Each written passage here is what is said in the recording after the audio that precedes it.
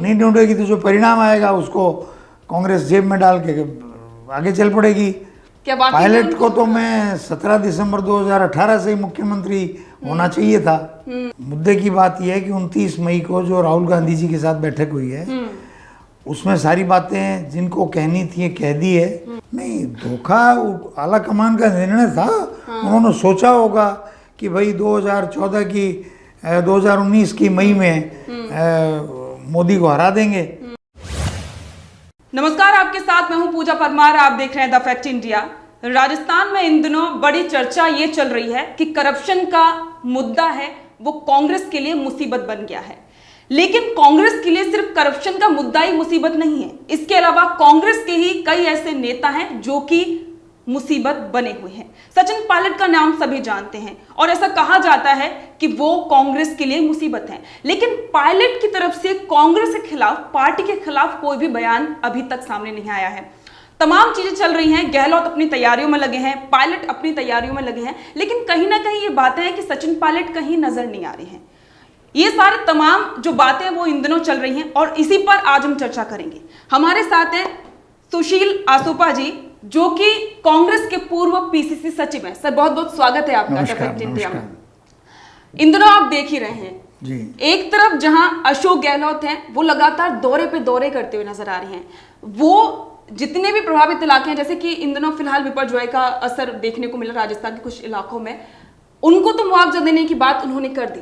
लेकिन सचिन पायलट ने जो मांगे उनके सामने रखी थी, 3 मांगे, जिनमें कि जो पेपर लीक हुए थे और जो प्रभावित जो युवा थे उनको मुआवजा देने की बात कही गई थी, उसको उन्होंने दिमागी दिवालियापन बता दिया। क्या कहेंगे इस पे? ये बात कई बार पहले हो चुकी है और उसका जवाब सचिन पायलट जी ने 11 जून को भी दिया है कि भाई जब आप केंद्र सरकार कहती है कि आप आर्थिक दिवालियापन, ये सब जो फ्रीबीज कर रहे हो उससे आर्थिक दिवालियापन हो जाएगा स्टेट का, तो मेरा कहना है कि भाई इन छात्रों को मुआवजा देने से मानसिक दिवालियापन कैसे हो जाएगा। लेकिन मुद्दे की बात यह है कि 29 मई को जो राहुल गांधी जी के साथ बैठक हुई है उसमें सारी बातें जिनको कहनी थी कह दी है। असली डॉक्टर कांग्रेस के खड़गे जी और राहुल गांधी जी हैं। राहुल गांधी जी शायद भारत लौट आए होंगे, तो उसके बाद उनको उन सब मांगों पे और पूरे पैकेज पे विचार करना है कि किस प्रकार से राजस्थान की कांग्रेस को 4 महीने बचे हैं चुनाव में और आगे कैसे ले जाना है अभी। क्योंकि कोई भी नेशनल पार्टी अगर है तो राज्य में कितना भी वो भागदौड़ करें, राष्ट्रीय स्तर पर जो कुछ तय होता है वो फिर सबको मानना ही पड़ता है। और नहीं मानते हैं तो फिर पार्टी की जो दुर्गति होनी है वो कोई रोक नहीं सकता। जैसे हम देखते हैं इन दिनों पिछले 2-2.5 महीने से कुछ ज्यादा ही बवाल देखने को मिला था राजस्थान में। एक खेमा था सचिन पायलट का, दूसरा खेमा अशोक गहलोत। ये दोनों खेमे आपस में एक दूसरे पर लगातार आरोप प्रत्यारोप वो लगाते रहते हैं। खासकर अशोक गहलोत तो कह देते हैं सचिन पायलट को नाकारा है, निकम्मा है। हालांकि अभी कुछ ही दिन पहले उन्होंने ये बात कही थी कि वो बहुत ही दुर्भाग्यपूर्ण थी, मुझे ऐसे नहीं बोलना चाहिए था। लेकिन पायलट की तरफ से ऐसा कोई बयान नहीं आता है। क्या कहेंगे सर? नहीं, सचिन पायलट जी तो अपने संतुलित भाषा, मर्यादित व्यवहार और सम्मानजनक उनका तौर तरीका, उसके लिए पूरे देश में उनकी ख्याति है कि वो बिल्कुल हर चीज़ को इस तरीके से सहजता से करते हैं कि वो कोई प्रकार का तनाव अपने अंदर नहीं व्याप्त होने देते जिससे कि राजनीति जो है उनके ऊपर हावी हो जाए या राजनीति में कोई पद प्राप्त करने की जो लालसा है वो उनके व्यवहार पर हावी हो जाए, ऐसा वो होने नहीं देते।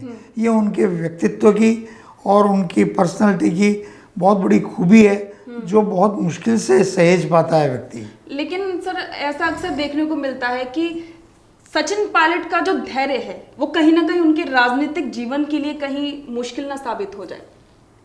क्या लगता है? अब धैर्य का अंतिम परिणाम तो विजय ही होता है।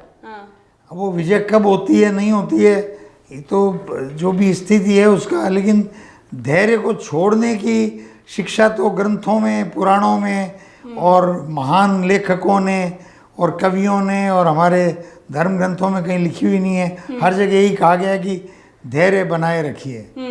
ये जो अभी इन दिनों सर एक बहस चल रही है कि भाई युवा चेहरा आगे आना चाहिए, युवा आना चाहिए, क्योंकि बड़ा वक्त मिल जाएगा और वो समझेगा राजस्थान की जो भी सिचुएशन है अभी युवाओं के हिसाब से, क्योंकि बड़ा परिवर्तन राजस्थान में इन दिनों देखने को मिला है, युवा हैं वो लगातार आगे आ रहे हैं।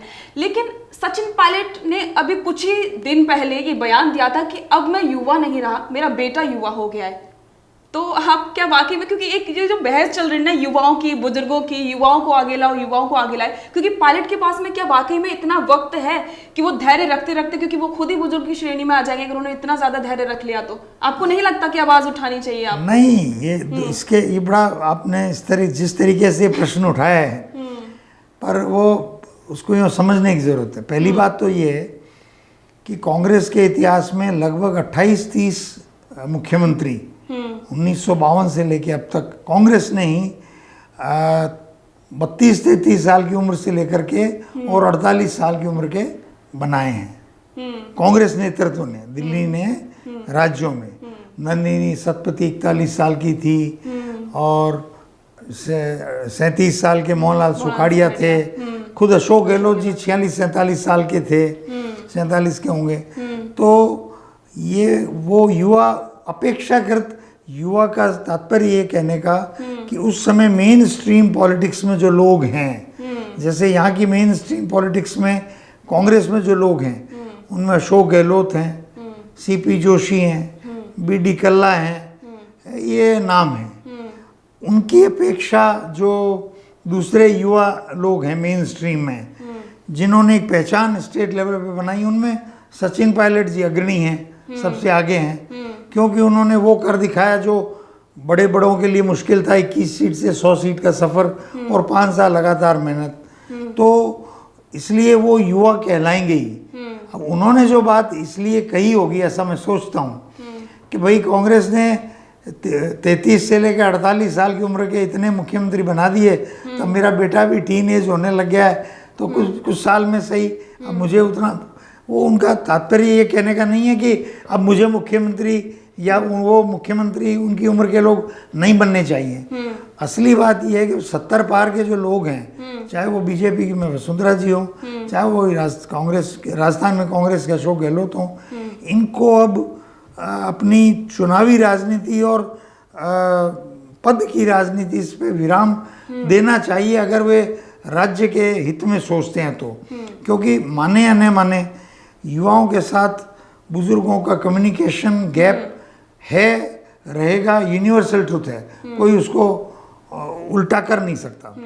गहलोत तो हर जगह नजर आ रहे हैं सर, ठीक है, लेकिन सचिन पायलट कहाँ हैं? गहलोत जी तो मुख्यमंत्री हैं, उनके पास संसाधन है, सत्ता है, डिजाइन बॉक्स है, डीपीआर है, अखबार हैं, और सत्ता के कारण विभागों के बजट हैं, तो चारों तरफ वही वो नज़र आएंगे, अखबार में भी आएंगे, होर्डिंग में भी आएंगे, टीवी में भी आएंगे, सरकारी हवाई जहाज है तो हर जगह घूमते हुए भी नज़र आएंगे। और चुनाव आ रहा है तो निश्चित रूप से उनको अपने चेहरे को वो कहना है कि भाई मेरे चेहरे पे मैं क्या पता मुख्यमंत्री बन जाऊं, तो अच्छी बात है। कांग्रेस के लिए तो अच्छा ही है, भाग दौड़ कर रहे हैं तो मेहनत कर रहे हैं, अच्छी बात है। इस उम्र में भी उनके अंदर जज्बा है, क्योंकि वो हर बार हार जाते हैं, शायद इस बार सोच रहे हैं कि मैं जीत जाऊं, तो जनता हर बार हार जाते हैं, हर बार हार जाते हैं। इस बार आपको लगता है, जैसे पहले आपने ये बात, पहले ऐसा कहा जाता है कि पायलट की वजह से उनको पूरी जिम्मेदारी दी गई, इसलिए जो 21 सीटों से ज्यादा सीटें सचिन पायलट लेके आए, कांग्रेस की सरकार ही राजस्थान में पायलट की वजह से आई। लेकिन इस बार पायलट कहीं नजर नहीं आ रहे हैं और उल्टा ऐसा लग रहा है कि अशोक गहलोत खुद फ्रंट फुट पर है। क्या लगता है कि वाकई में वो कामयाब साबित होंगे, या पायलट को इग्नोर करना कांग्रेस के लिए भारी पड़ जाएगा? बिना पायलट कांग्रेस की नाव जो है वो कितने इंच चलेगी, ये मेरे लिए सोचना मुश्किल है। फिर भी एक अगर देखा जाए तो क्या लगता है, एक ये भी सवाल है, क्या वाकई में पूरी तरीके से कांग्रेस, जैसे अलाकमान तो चलिए कहता है कि भाई पायलट से मेरी लगातार बात हो रही है, हमारी केसी वेणुगोपाल भी कहते हुए नजर आ रहे हैं पायलट से बातचीत चल रही है, लेकिन अशोक गहलोत की तरफ से कुछ ऐसा बयान नहीं आता है। क्या ऐसा कहा जाए, क्योंकि जो 3 मांगे सचिन पायलट ने रखी थी अशोक गहलोत के सामने, उनको उन्होंने पूरी तरीके से इग्नोर कर दिया। क्या लगता है कि वाकई में गहलोत के लिए पायलट ज्यादा कोई मायने नहीं रखते और वो पूरी तरह से उनको नकार चुके हैं? हो सकता है वो ऐसा चाहते हो कि भाई उनके बिना ही मैं कर लूँ, लेकिन कांग्रेस क्या चाहती है, या कांग्रेस के इंटरनल सर्वेस क्या कहते हैं, या कांग्रेस अपने भविष्य की चिंता कर रही है कि 2024 का जो चुनाव है, असली तो केंद्र की सत्ता है। केंद्र की सत्ता में अगर राजस्थान में 25 में से कुछ सीटें लानी है तो सचिन पायलट और अशोक गहलोत को साथ रहना होगा, ये केंद्र सोचता होगा, इसलिए वो प्रयास कर रहे हैं। अगर उनके प्रयास विफल रहते हैं तो कांग्रेस का दुर्भाग्य है, और उनके प्रयास सफल रहते हैं तो मैं सोचता हूं कि कांग्रेस के लिए अच्छा ही है। क्या लगता है कि अभी भी सिचुएशन की खराब तो लगती है? एक तरफ जहां कहते हैं कि भाई सुलह हो गई है, लेकिन जहां अगर हम ग्राउंड लेवल पर देखते हैं, राजस्थान में देखते हैं, तो दोनों नेता बिल्कुल अलग थलग नजर आते हैं। सचिन पायलट अपने एक अलग रणनीति के तहत कार्य कर रहे हैं, अशोक गहलोत अपने एक अलग रणनीति के तहत कार्य करते हैं। क्या लगता है कि दोनों नेता कभी साथ में आ पाएंगे, या फिर पायलट को कुछ नहीं मिलेगा पार्टी से तो वो कुछ अलग ही कोई रुख अपनाएंगे? मैं जितना जानता हूँ सचिन पायलट जी को, वो निष्ठावान कांग्रेसी आइडियोलॉजी के व्यक्ति हैं। ये टेम्परेरी दौर हो सकता है। अशोक गहलोत जी जो मनमानी कर रहे हैं वो करते रहें, तो वो कोई अनंत काल तो ईश्वर ने उनको दिया नहीं है। पार्टी का नुकसान या फायदा जो भी होगा वो अशोक गहलोत जी के खाते में ही जाएगा। अगर हारेंगे तो वो हारेंगे, जीतेंगे तो वो जीतेंगे। यानी कि पायलट साइडलाइन है? नहीं है या नहीं है वो तो राहुल गांधी जी और खड़गे जी तय करेंगे। अगर वो कहेंगे साइडलाइन रहना है तो सचिन पायलट जी साइडलाइन रह जाएंगे। या बोल दिया उनको? नहीं, मुझे वो तो राजनीति इतना सरल विषय नहीं। आप अभी नई पत्रकार हैं, इस तरह स्ट्रेट अवे पूछ रही हैं। मेरे पास इसका कोई स्ट्रेट अवे राजनीति में जवाब होता नहीं है। लेकिन आलाकमान जो कहेगा वो सचिन पायलट जी तो करेंगे ही। अशोक गहलोत जी करेंगे या नहीं करेंगे, इस बारे में उनके बारे में मैं टिप्पणी करना मुश्किल है, क्योंकि सबको भी पता है कि वो एक्सक्लूजन की राजनीति करते हैं, इंक्लूजन की राजनीति नहीं करते हैं। जो मेरा है वो अंदर आओ, जो मेरा नहीं है वो बाहर रहो। ठीक है सर, आप पीसीसी मेंबर रहे कांग्रेस में। अभी हाल ही में कुछ ही दिन पहले बड़ा विवाद थोड़ा सा हो गया था कि जो 85 पीसीसी सचिवों की जो लिस्ट थी वो अचानक से जारी कर दी गई थी, और जो पीसीसी से अभी चीफ है राजस्थान के गोविंद सिंह डोटासरा, उन्होंने बाद में इसको लेकर माफ़ी भी मांगी थी कि भाई बिना परमिशन के हमने ऐसा कर दिया, क्योंकि जो अलाकमान था कांग्रेस की तरफ से इसको निरस्त कर दिया गया। क्या कहते हैं? क्योंकि रीज़न ये बताया गया कि उसमें सबसे ज़्यादा गहलोत खेमे के लोग थे। नहीं, उसका कोई वो खेमे से मैंने वो सूची पढ़ी नहीं है, और उसका विश्लेषण करना इसलिए मुश्किल है कि मैंने उनमें से अधिकांश नामों को कभी सुना नहीं, तो मेरे लिए तो खुद वो सूची आश्चर्य है। परंतु डोटासरा साहब के बयान के बाद मैं समझता हूँ कि चैप्टर क्लोज हो गया। अब नए सिरे से होगा या उसी सूची पे दिल्ली से मोहर लगेगी या कुछ और होगा, ये कांग्रेस एक बहुत बड़ा समुद्र है। यहाँ कौन सी मछली कहाँ से कहाँ तैर के चली जाए कुछ पता चलता नहीं है। चलिए ठीक है, अभी तैयारियां चल रही हैं चुनावों को लेकर, और आगे कांग्रेस ये पूरी उम्मीद जता रही है कि एक बार फिर से गहलोत की जो योजनाएं हैं उन्हीं के दम पर है, वो राजस्थान में कांग्रेस की सरकार रिपीट होगी। आप इस बात को कितना मानते हैं? योजनाएं मतलब क्या? अभी इन दिनों जो भी हुआ, महंगाई राहत कैंप, इन दिनों वाले हैं। हाँ। मेरा ये मानना है कि कोई भी नागरिक जब वोट देता है तो वो आइडियली आदर्श रूप से, मैं तो मेरी बात कह सकता हूँ, वो पहले दिन को शपथ ग्रहण से लेकर के आखिरी दिन आचार संहिता तक जितना सब स्पान में काम हुआ है, ABCD plus minus division subsection multiplication जो कुछ भी हुआ है, उसका का एग्रीगेट जो निकलता है निचोड़, उसके आधार पे वोट डलता है। तात्कालिक पे तो लोग ये भी कह सकते हैं कि अब चुनाव आ रहे हैं इसलिए दे रहे हो, ये भी कह सकते हैं। हाँ। जिसको वोट नहीं देना है, जिसको वोट देना है वो कहेगा बहुत अच्छा हो रहा है इसलिए मैं तो वोट दे रहा हूँ। इसलिए वोट जो है मोटा मोटी राजस्थान का वोट कांग्रेस बीजेपी का बराबर वोट है पिछले चुनाव में, अगर उस दृष्टि से देखें। और उसमें लगभग 50-60 लाख नए मतदाता जुड़ने वाले हैं। और नए मतदाता युवा हैं, 18 से 23 साल के हैं। वो किससे कनेक्ट होते हैं वो बड़ा फैक्टर होगा कांग्रेस के लिए, कांग्रेस के लिए बड़ा फैक्टर होगा कि वो 50-60 लाख नए मतदाता किधर जाते हैं। पुराने जो मतदाता हैं उसमें तो बराबर वोट है कांग्रेस बीजेपी के। अब बराबर वोट में भी कांग्रेस मेरी पार्टी अगर ओवर कॉन्फिडेंस में रहती है तो नहीं रहना चाहिए ओवर कॉन्फिडेंस में। क्यों? कि बीजेपी का कौन सा वोट कम होगा? बीजेपी को जो वोट मिला वो तो वसुंधरा तेरी खैर नहीं, मोदी तुझसे बैर नहीं, यानी मोदी के कारण मिला, वसुंधरा को तो नहीं मिला। तो मोदी तो आज भी है ही, तो तो उतना वोट अगर बीजेपी को मिलता है तो कांग्रेस को अपने वोट बढ़ाने पड़ेंगे। सामान्यतः वोट बढ़ते नहीं हैं, सरकार में अगर आप हो तो वोट घटते ही हैं।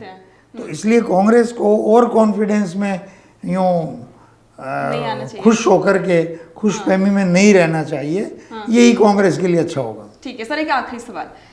इन दिनों करप्शन का मुद्दा बड़ा तेजी से उठ रहा है। पहले सचिन पायलट ने इस मुद्दे को उठाया था।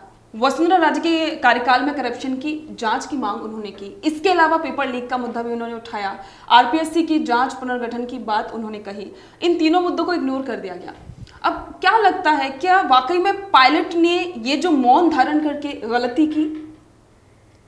नहीं, पायलट साहब ने कोई मौन धारण नहीं किया। 11 जून गए हुए कितने दिन हुए, उन्होंने ये बात कही है ना वहाँ 11 जून। लेकिन फायदा कुछ नहीं मिल रहा है, सुनवाई उनकी नहीं हो रही है। बात अपनी पहले भी हो चुकी है, ये बात अपनी हो चुकी है। भाई हर चीज 29 मई के इर्द गिर्द घूम रही है। 29 मई को जो बैठक हुई उसका पटाक्षेप होना, सॉल्यूशन कहीं दिखाई नहीं दे रहा। वो अब दिखे। अब ऐसा है कि बड़ा नहीं लगता कि सर लंबा वक्त बड़ी मुश्किल हो जाएगा कांग्रेस के लिए? मुश्किल किसके लिए हो जाएगा? तो सचिन पायलट जी के लिए कोई मुश्किल है नहीं, कांग्रेस के लिए मुश्किल है। तो कांग्रेस समाधान ढूंढेगी, नहीं ढूंढेगी तो जो परिणाम आएगा उसको कांग्रेस जेब में डाल के आगे चल पड़ेगी। सत्ता मिल गई तो 5 साल काम करेगी, सत्ता नहीं मिली तो घर बैठ जाएगी। सत्ता सर, अभी पायलट को आप किस तरीके से देखते हैं कि वो कहां पर होनी चाहिए? क्या पायलट को तो मैं 17 दिसंबर 2018 से ही मुख्यमंत्री होना चाहिए था। वो नहीं हुए तो पार्टी का अपना निर्णय है। अब लगातार, क्योंकि जो भी पायलट के समर्थक हैं वो ये बात स्पष्ट करते हुए नजर आते हैं कि पायलट के लिए कोई पद होना चाहिए, कोई स्पष्ट तौर पर उनको जिम्मेदारी मिलनी चाहिए, लेकिन कांग्रेस कोई जिम्मेदारी देती नहीं है। क्या नहीं, बात सच? वो कांग्रेस का निर्णय है, बड़ी पार्टी है। लेकिन सचिन पायलट किसी पद के भूखे नहीं है। सचिन पायलट जब उनको 21 सीटों के बाद अध्यक्ष बनाया था तब भी वो इच्छुक नहीं थे राज्य की राजनीति में आने के। लेकिन जब उनको जिम्मेदारी दी गई तो उन्होंने कोशिश की, 25 सीटें हार गई, वो खुद भी चुनाव लूज कर गए। उन्होंने जाकर सोनिया गांधी जी को कहा कि आपने मुझको 4 महीने का समय दिया था, मैं 4 महीने में 3.5 महीने का समय दिया था, मैं नहीं ला पाया परिणाम, मोदी लहर है जो भी है जब 2014 में, तो ये मेरा इस्तीफा है। सोनिया गांधी जी ने कहा आपको काम करके सरकार लानी है। उन्होंने कहा मुझे 5 साल पूरा मिलेगा तो मैं मेहनत करूं और पिछली बार की तरह आप पहले नारायण सिंह जी को बनाया, फिर कल्ला जी को बनाया, फिर सीपी जोशी को बनाया, ऐसे ही मुझे बीच में बदल दो तो फिर मेहनत करने की बजाय आप किसी और को ही बना दो। तो क्या धोखा हुआ उनके साथ? नहीं, धोखा आला कमान का निर्णय था। उन्होंने सोचा होगा कि भाई 2019 की मई में मोदी को हरा देंगे क्योंकि 3 राज्य जीत गए थे। उन्होंने लगा होगा कि एक बार बुजुर्गों को बना देते हैं और फिर जवानों को ले आएंगे। अब उनके साथ धोखा हो गया कि मोदी वापस आ गए। यानी कांग्रेस के साथ धोखा हुआ तो उन्होंने पायलट के साथ धोखा कर दिया। नहीं, ये this is very funny and this is not the question way. प्रश्न यही है कि मतलब आप राजनीति में जो निर्णय लेते हो वो बहुत ही संतुलित तरीके से, गंभीरता से होते हैं। उन्होंने निर्णय लिया होगा, सोच समझ के लिया होगा कि भाई अशोक गहलोत जी को अभी बनाते हैं, बाद में इनको बनाएंगे, क्या करेंगे। उसके बाद जो यहाँ की राजनीति में उठापटक हुई, जो कुछ भी षड्यंत्र रचे गए, वो राजनीति में होते हैं। सचिन पायलट शायद उस तरह की राजनीति के लिए बने हुए नहीं हैं। तो अच्छे आदमियों के साथ कई बार भगवान भी परीक्षा लेता है और समय भी परीक्षा लेता है, तो वो समय उसका निराकरण करेगा। चलिए ठीक है। तो सुशील आसोपा जी ने साफ तौर पर ये कहा कि तैयारी चल रही है और समय है, वो सभी की परीक्षा तो लेता ही है, लेकिन धैर्य कहीं ना कहीं रखना तो चाहिए। और ये धैर्य की बात है, वो इन दिनों बड़ी ही चर्चा चल रही है राजस्थान में। अब देखने वाली बात तो ये होगी कि विधानसभा चुनावों तक क्या कुछ समीकरण बदलते हैं, जनता किसकी तरफ जाती है और किसको कौन सा पद मिलता है, इस पर सबकी नजर है। और सबसे ज्यादा नजर तो यह है कि कांग्रेस का जो फैसला है वो सचिन पायलट को लेकर क्या होगा। तो बने रहे द फैक्ट इंडिया के साथ में। नमस्कार।